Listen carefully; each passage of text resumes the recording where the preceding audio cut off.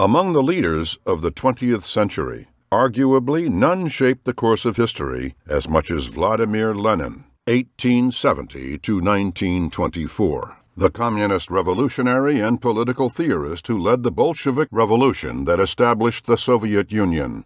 In addition to shaping the Marxist-Leninist political thought that steered Soviet ideology, he was the first Soviet premier until his death and set the Soviet Union on its way to becoming one of the world's two superpowers for most of the century, in addition to being the West's Cold War adversary.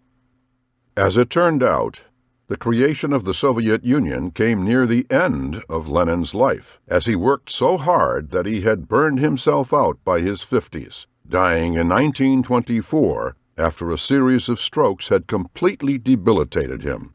Near the end of his life, he expressly stated that the regime's power should not be put in the hands of the current General Secretary of the Communist Party, Joseph Stalin.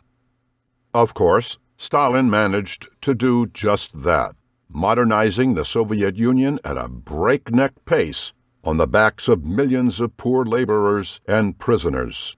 If Adolf Hitler had not inflicted the devastation of World War II upon Europe, it's quite likely that the West would consider Joseph Stalin, 1878 to 1953, the 20th century's greatest tyrant.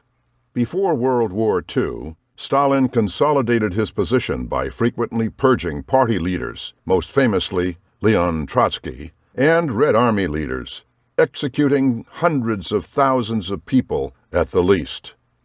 In one of history's greatest textbook examples of the idea that an enemy of my enemy is my friend, Stalin's Soviet Union allied with Britain and the United States to defeat Hitler in Europe, with the worst of the war's carnage coming on the Eastern Front during Germany's invasion of Russia.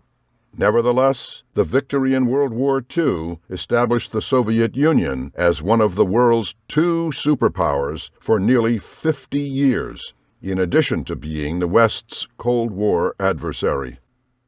Along with Vladimir Lenin, Trotsky led the October Bolshevik Revolution of 1917 and held crucial posts in the early Soviet governments.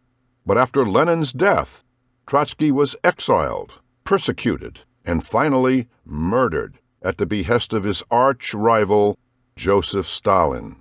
For the final decade of his life, Trotsky was a man trapped in between two worlds. A communist seeking refuge in the capitalist West, Trotsky was deemed a secret agent of the capitalist powers by Stalin's propaganda, but the Soviet Union's enemies also viewed him with suspicion. In the initial aftermath of Lenin's death, Trotsky had been his allies' heir apparent, and for those inclined to believe the Soviet experiment had started promisingly but gone astray, Trotsky became the embodiment of the betrayed promise of the early Bolshevik Revolution. There were certain ironies in this widespread sympathetic interpretation of Trotsky's legacy, for the Marxists and Marxist sympathizers appalled by Stalin's paranoid police state, Gulag concentration camps, and strict suppression of dissent, Trotsky was viewed as a humane and cosmopolitan opposite to Stalin. But Trotsky himself had overseen and spearheaded campaigns of persecution against Russians suspected of counter-revolutionary leanings, and he had written a long tract defending these terroristic measures as necessary safeguards of the revolution.